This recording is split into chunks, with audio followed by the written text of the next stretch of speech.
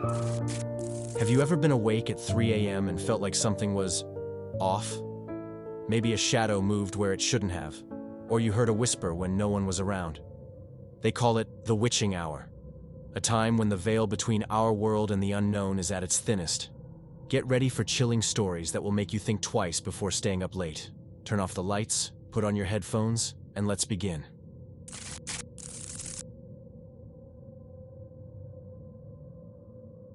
It was one of those nights where the air felt too heavy to breathe, and the silence was so thick it pressed against your ears like a weight. I woke up abruptly, my heart pounding in my chest, though I couldn't remember why. The room was dark, the kind of dark that feels alive, like it's watching you. I reached out instinctively for Lucas, but his side of the bed was empty. The sheets were cold, as if he'd been gone for a while. I sat up, rubbing my eyes, trying to shake off the unease that clung to me like a second skin. The clock on the nightstand glowed 3:07 a.m., the witching hour. I hated that term, but it always seemed to find me in moments like this. I listened for the usual sounds, the hum of the fridge, the creak of the old house settling. But instead, I heard something else. A low murmur, like voices, coming from downstairs.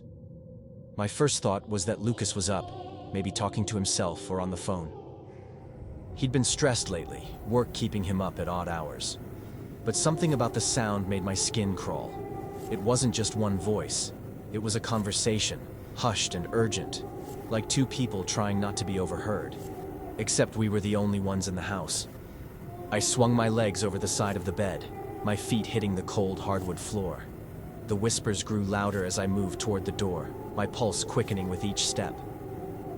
I told myself it was nothing, just my imagination running wild, but the knot in my stomach tightened. I grabbed the baseball bat we kept in the corner of the room, Lucas's idea, after a break-in in the neighborhood last year, and crept into the hallway. The house felt different at night, like it wasn't ours anymore. The shadows stretched longer, the walls seemed closer, and every creak of the floorboards sounded like a warning. I paused at the top of the stairs, gripping the bat so tightly my knuckles ached. The whispers were clearer now, but I still couldn't make out the words. They were coming from the kitchen. "Lucas?" I called out, my voice trembling. No answer. Just the whispers, weaving through the darkness like a thread pulling me forward. I descended the stairs slowly, each step a battle between fear and curiosity. The kitchen door was slightly ajar, a sliver of light spilling into the hallway. I pushed it open, the bat raised, ready to swing. What I saw stopped me dead in my tracks. Lucas was on the floor, slumped against the cabinets, his head lolled to one side. His face was pale, almost gray, and his lips were moving, forming words I couldn't hear. The fridge door was wide open, its contents scattered across the floor. A half-eaten raw chicken breast lay next to him, bite marks tearing into the flesh. A jar of pickles was smashed, the brine pooling around his legs. The sight was grotesque, surreal, like something out of a nightmare. "Lucas!" I dropped the bat and rushed to him, shaking his shoulders. His skin was cold, clammy, but he was breathing. His eyes were closed, his body limp. I slapped his face lightly, then harder, but he didn't wake up. The whispers had stopped, replaced by a deafening silence that made my ears ring. I fumbled for my phone, my hands shaking so badly I could barely dial 911.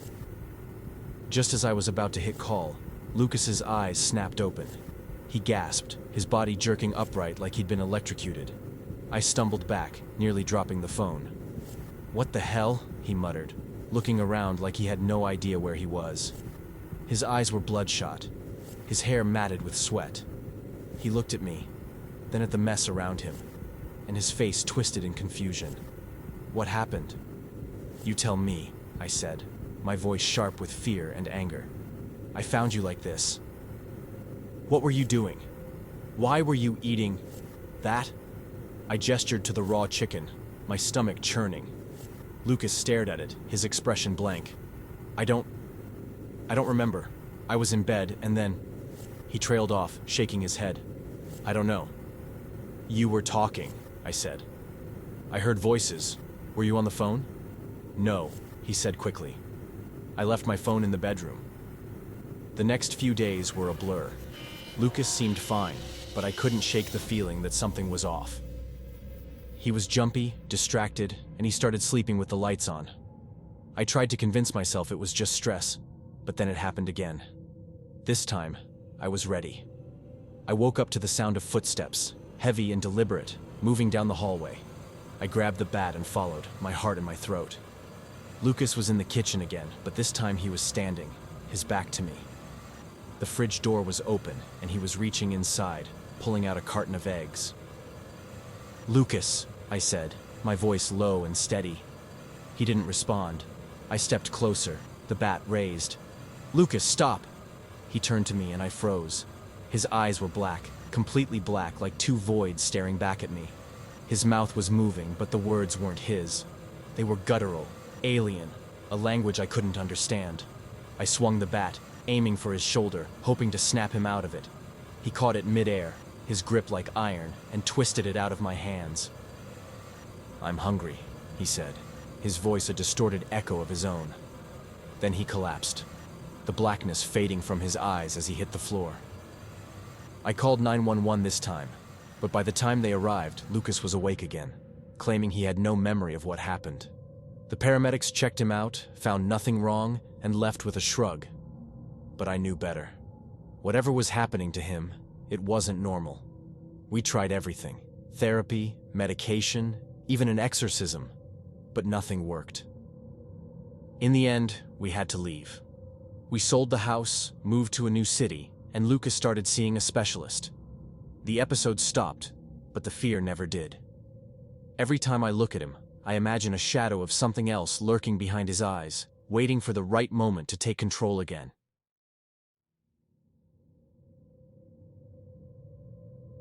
I'd always been a night owl, the kind of person who thrived in the quiet hours when the rest of the world was asleep. My apartment was small, cramped even, but it was mine. The mirror hung in the hallway, an old, tarnished thing I'd picked up at a flea market. It had a strange charm to it, the kind of piece that felt like it had stories etched into its frame. I didn't think much of it at the time, not until that first night. It was 3 a.m. I remember because I'd just glanced at my phone, groaning at the time. I'd been up late working on a project, my laptop glowing in the dark like a second moon. I got up to stretch, my reflection catching my eye as I passed the mirror. That's when I saw it. My reflection hesitated, just for a split second, like it was lagging behind me. I froze, my breath catching in my throat. I blinked, hard, and when I looked again, it was normal. Just me, staring back at myself, wide-eyed and pale. "You're losing it," I muttered, shaking my head. I laughed, but it came out shaky, forced. I told myself it was exhaustion, or maybe stress. The next night, it happened again. 3 a.m. on the dot. This time, I was ready. I'd been staring at the mirror, waiting, though I wouldn't admit it to myself. My reflection moved first. I saw it, a slight tilt of the head, a fraction of a second before I did the same. My stomach dropped.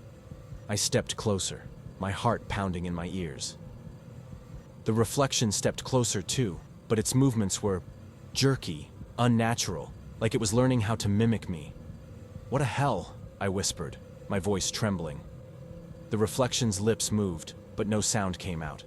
Its eyes, my eyes, were darker, hollow, like they'd swallowed the light instead of reflecting it. I slammed my hand against the glass, hard enough to make the frame rattle. The reflection did the same, but its hand, it lingered. Fingers splayed against the glass, pressing like it was testing the surface. I stumbled back, my breath coming in short, panicked gasps. I tore my eyes away, refusing to look again, but I could feel it, watching me. The nights blurred together after that. I stopped sleeping, stopped eating. I couldn't look away. Every night, at 3 a.m., the mirror came alive. The reflection grew bolder, its movements sharper, more deliberate. It wasn't just mimicking me anymore. It was leading.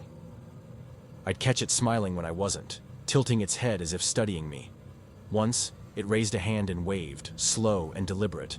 while I stood frozen, my own hand limp at my side. "What do you want?" I screamed one night, my voice cracking. The reflection didn't answer. It never did. It just stared, its expression unreadable, its eyes burning into mine. I tried everything. I covered the mirror with a sheet, but the fabric slid off by morning, no matter how tightly I secured it. I thought about smashing it, but something stopped me. Fear, maybe, or curiosity. I couldn't tell anymore. Then came the night it tried to step out.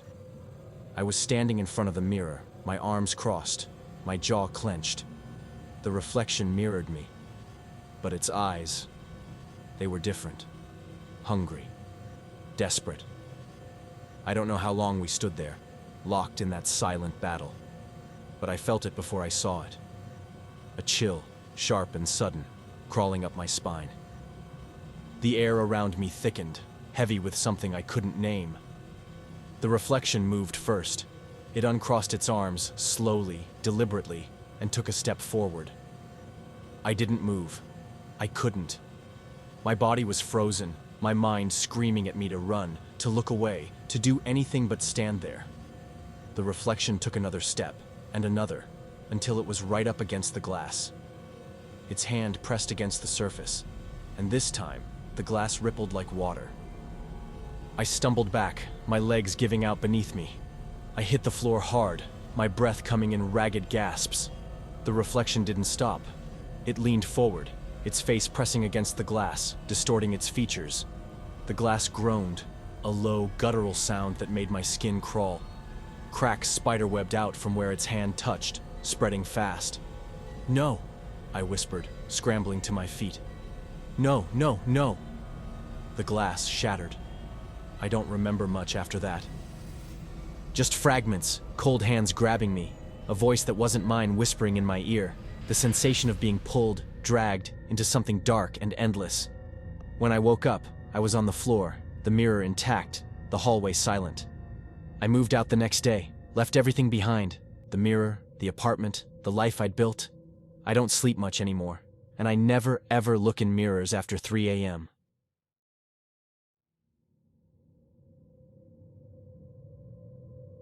This happened when I was little and lived with my parents. I didn't usually stay up late, but for some reason, I couldn't sleep that night. The night was too quiet. The kind of quiet that presses against your eardrums, making you hyper-aware of every creak, every rustle, every breath you take. I lay in bed, staring at the ceiling, the faint glow of the streetlight outside slicing through the blinds. My room felt smaller than usual, the shadows stretching longer, darker. I told myself it was just the wind, just the house settling. But the unease coiled in my gut like a snake, refusing to let go. Then I heard it. Slow, deliberate steps outside my window. Not the quick patter of a stray cat or the skittering of a raccoon. These were heavy, measured, like someone, or something, was circling the house. My breath hitched. I sat up, straining to listen. The steps were rhythmic, almost methodical, as if whatever was out there was taking its time, savoring the moment. My fingers dug into the edge of the mattress, the fabric rough against my skin. I glanced at the clock. 3:31 a.m., the witching hour. I scoffed at the thought, but the sound didn't stop. It kept circling, each step louder than the last, like it was testing the walls, searching for a way in. My heart pounded in my chest, a frantic drumbeat that drowned out everything else. I wanted to scream, to call for my parents, but my voice was trapped in my throat, a lump of fear I couldn't swallow. The steps stopped. For a moment, there was nothing. Just that oppressive silence again. I exhaled, my shoulders sagging, but then I heard it, a scraping sound above me. Something was on the roof. My eyes shot upward, tracing the ceiling as if I could see through it. The scraping turned into a slow, deliberate crawl, like claws dragging across the shingles. My skin prickled, every hair on my body standing on end. "Mom?" I whispered, my voice barely audible. "Dad?" No response. The house was still, too still. I swung my legs over the side of the bed, my feet hitting the cold floor. The crawl on the roof paused, as if it sensed my movement. I froze, my breath shallow, my ears straining for any sound. Then it started again, faster this time, moving toward the edge of the roof. I bolted to my parents' room, my bare feet slapping against the hardwood floor. "Mom!" I hissed, shaking her shoulder. "Wake up!" she groaned, rolling over. "What is it?" "There's something on the roof," I said, my voice trembling. "I heard it. It was crawling." "It's probably just a squirrel," she mumbled, pulling the blanket over her head. "Go back to bed." "It's not a squirrel," I insisted, my voice rising. I heard footsteps outside too. Something's out there. My dad stirred, sitting up. "What's going on?" "She thinks there's something on the roof," my mom said, her tone dismissive. "I know what I heard," I snapped, my fear turning to frustration. "It's not in my head." My dad sighed, rubbing his face. "All right, I'll check it out." He grabbed the flashlight from the nightstand and shuffled out of the room, his footsteps heavy with sleep. I followed him, my pulse racing. The crawl on the roof had stopped again, but the silence was worse, like the calm before a storm. My dad opened the back door, the cool night air rushing in. He stepped outside, sweeping the beam of the flashlight across the yard and up to the roof. "See?" "Nothing," he said, his voice tinged with irritation. "Probably just the wind." "It wasn't the wind," I muttered, but he was already heading back inside. "Go to bed, kiddo," he said, patting my shoulder. "You'll feel better in the morning." I wanted to argue, to make him understand, but the look on his face stopped me. He was tired, and so was my mom. They didn't hear it. They didn't feel it. The oppressive weight of the night, the way the air seemed to thicken, the way the shadows seemed to shift when you weren't looking. It was just me. Alone. I went back to my room, but I didn't sleep. I sat on the edge of the bed, my eyes fixed on the window. The streetlight flickered, casting strange patterns on the walls. The crawl on the roof didn't return, but the footsteps did. Slow, deliberate, circling the house again. I clenched my fists, my nails digging into my palms. I wanted to scream, to run, but I couldn't move. I was trapped, a prisoner in my own home. The steps stopped right outside my window. My breath caught. I could feel it there, just beyond the glass, waiting, watching. The blinds rattled softly, as if something was brushing against them. I squeezed my eyes shut, my heart pounding so hard I thought it might burst. Then it was gone. The silence returned, but it wasn't the same. It was heavier, darker, like the night itself was holding its breath. I didn't sleep that night. I couldn't. The memory of those steps, that crawl, lingered in my mind, a shadow I couldn't shake. The next morning, I told myself it was just a dream, a trick of the mind. But deep down, I knew better. Something had been out there.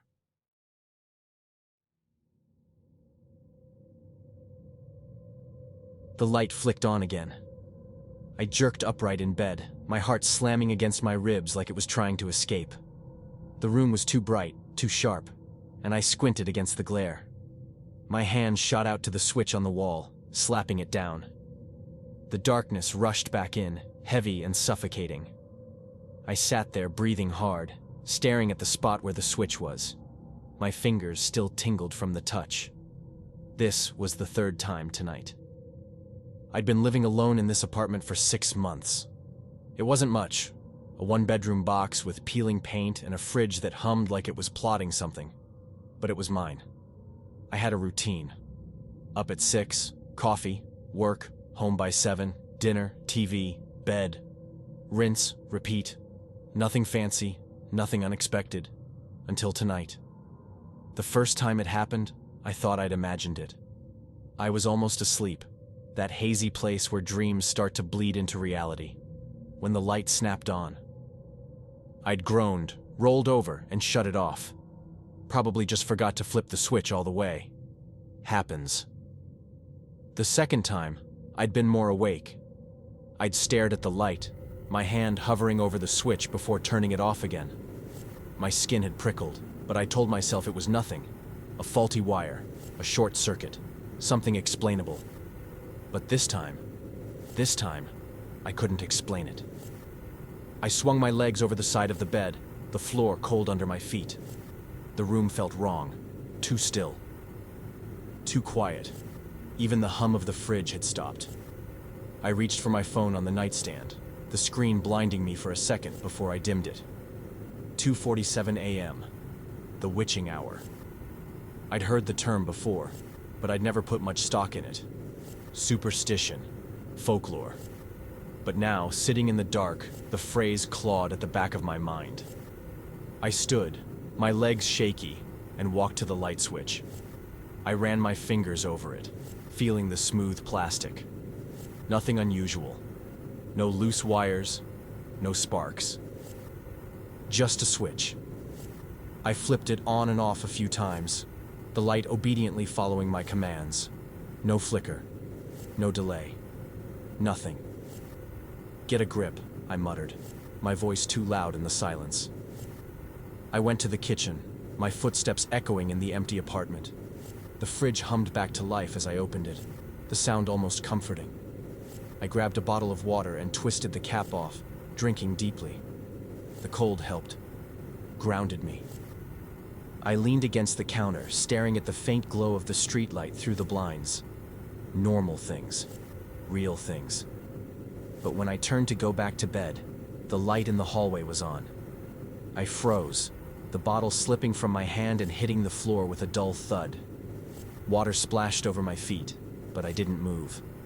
I hadn't turned that light on. I never used it. The switch was all the way by the front door, and I hadn't been anywhere near it. My breath came in short, shallow bursts as I stared down the hallway. The light was too bright, too harsh, casting long shadows that seemed to stretch toward me. I forced myself to move, my feet dragging like they were stuck in mud. I reached the switch and flipped it off, my hand trembling. The darkness felt safer, but it didn't last. The light turned back on. I stumbled back, my shoulder hitting the wall. My pulse roared in my ears, and I could feel the sweat slicking my palms. This wasn't possible. This wasn't real. I flipped the switch again, harder this time, and the light went out. I held my breath, counting the seconds. 1, 2, 3. It stayed off. I let out a shaky laugh, running a hand through my hair. "Okay," I said, my voice barely above a whisper. "Okay. You're losing it. Just go to bed. Sleep it off." I turned toward the bedroom, but before I could take a step, the light flicked on again. I spun around, my back pressing against the wall. The switch hadn't moved. I could see it from here, still in the off position. But the light was on. Bright, relentless. My chest tightened, and I felt like the walls were closing in. This wasn't a short circuit. This wasn't a faulty wire. This was something else. "Stop," I said, my voice cracking. "Just stop." The light went out. I didn't move. I couldn't. My legs felt like they'd turned to stone.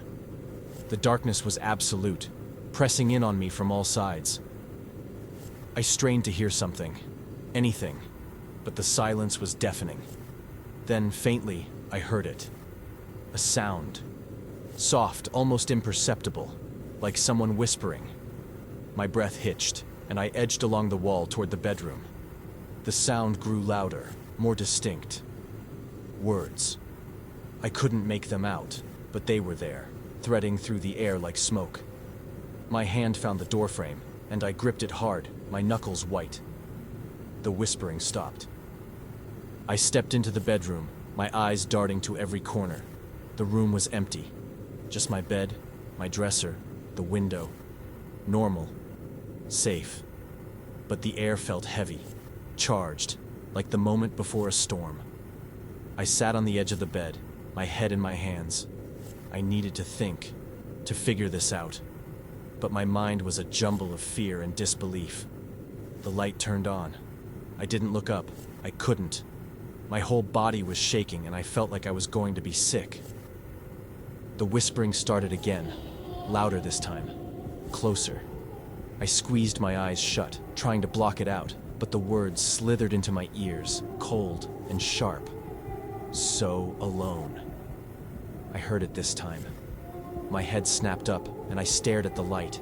It wasn't just on. It was flickering, pulsing like a heartbeat. The shadows in the room shifted, twisting and writhing like they were alive. I wanted to run, to scream, to do anything, but I was frozen. The whispering grew louder, more insistent. So alone. I finally found my voice. "Who's there?" I demanded, the words coming out hoarse and broken. The light flickered faster, the shadows stretching toward me. I could feel them, cold and damp, brushing against my skin. The whispering turned into a chant, a chorus of voices overlapping, repeating the same phrase over and over. So alone. I clapped my hands over my ears, but it didn't help. The voices were inside my head, echoing, relentless. I squeezed my eyes shut, tears streaming down my face. "Stop!" I screamed. "Please, just stop." And then, silence. I opened my eyes. The light was off. The room was dark. The shadows were still. I sat there trembling, waiting for something to happen. But nothing did. The apartment was quiet. Normal. I didn't sleep that night. I sat on the bed, staring at the light switch, waiting for it to move. But it didn't. The hours dragged by, each one longer than the last. By the time the sun rose, I was exhausted.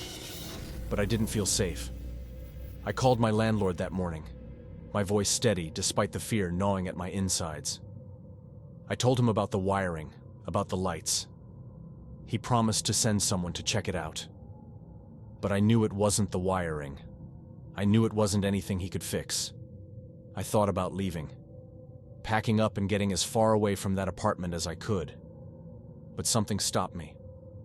Maybe it was pride. Maybe it was fear. The following night, I chose to stay home. Fortunately, this time everything was quiet, and even the lights worked as usual. I have no idea what happened that night, and I'd rather not find out.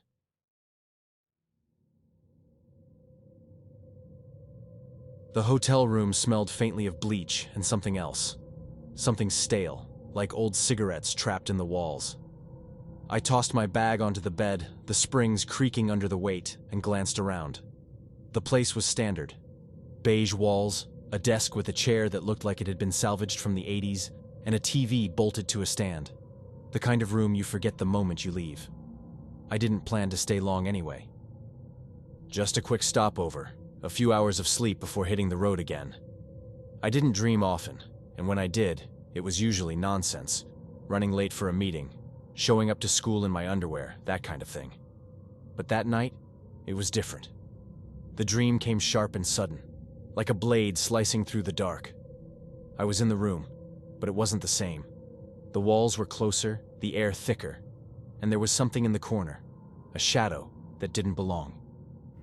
It moved, not like a person, but like liquid, pooling and shifting until it took shape. A face. No, not a face. Something that wanted to be a face. Eyes too wide, a mouth stretched too far, teeth that didn't fit. It didn't speak, but I felt it. A low, guttural hum that vibrated in my chest, in my bones. It was coming for me, and I couldn't move, couldn't scream, couldn't breathe. I woke up gasping, my heart slamming against my ribs. The room was freezing, not just cold, freezing. My breath fogged in front of me, and I pulled the thin blanket tighter, my fingers trembling. That's when I felt it, the weight of someone watching me. My eyes darted to the desk, and there it was. A figure sitting in the chair, slumped forward like it had been waiting for hours. The streetlight outside cast just enough glow to outline its shape, but not enough to see details. Just a silhouette, still and silent, staring at me. I blinked, hard, trying to shake the image. Maybe I was still dreaming. Maybe the nightmare hadn't let go, but the cold was real. The ache in my chest was real. And the figure, it didn't move, didn't breathe, just sat there, watching. My hand fumbled for the lamp on the nightstand, knocking over a glass of water in the process. It hit the carpet with a dull thud, but I didn't care. I needed light, needed to see. My fingers found the switch, and I flicked it on, the sudden brightness making me squint. The chair was empty. Just the ugly brown upholstery and the faint indentation where someone, or something, had been sitting. I sat there for what felt like hours, my back pressed against the headboard, my eyes scanning every corner of the room. The clock on the nightstand read 3:11 a.m. exactly. Ghost stories were for campfires, not real life. But now I wasn't so sure. I thought about calling the front desk, but what would I say? "Hi, I think there's a demon in my room?" They'd laugh, or worse, send someone up to check on me, and I wasn't sure I could handle explaining this to a stranger. So I stayed put, my knees pulled to my chest, the blanket wrapped around me like a shield. The room warmed up eventually, the chill fading as suddenly as it had come, but the feeling of being watched didn't go away. It lingered, like a stain I couldn't scrub out. When the first rays of sunlight finally crept through the curtains, I was already packing my bag. I didn't bother with a shower or breakfast. I just wanted out. Just thinking about that figure sitting there watching me gives me the chills.